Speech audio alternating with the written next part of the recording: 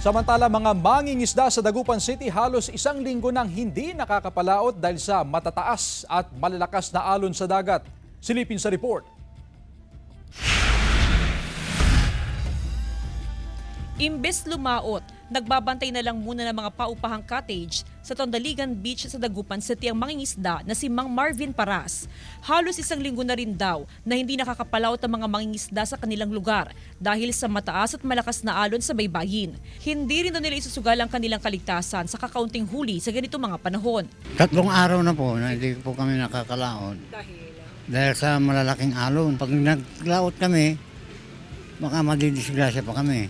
Ayon sa Pag-asa, walang gale warning na nakataas sa mga baybayin sa Pangasinan. Pero dahil sa hanging amihan, madalas daw na mataas at malakas ang alon sa dagat. Delikado ito para sa mga maliliit na bangka. Pagsapit ng hapon, medyo na naman dyan po yung papasok malakas na hangin. So normally talaga yan, pag nandyan po yung hamihan natin na tinatawag natin, yung weather system natin na yan, palagi malalakas ang pagkampas ng alon sa karagatan natin. Sakaling humina na ang hanging amihan, ay unti-unti na rin magiging kalmado ang alon sa mga baybayin.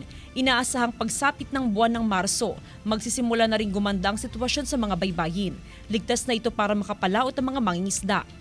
Kasama si Jing Dakanay, Jasmine Gabriel Galban, One North Central Luzon.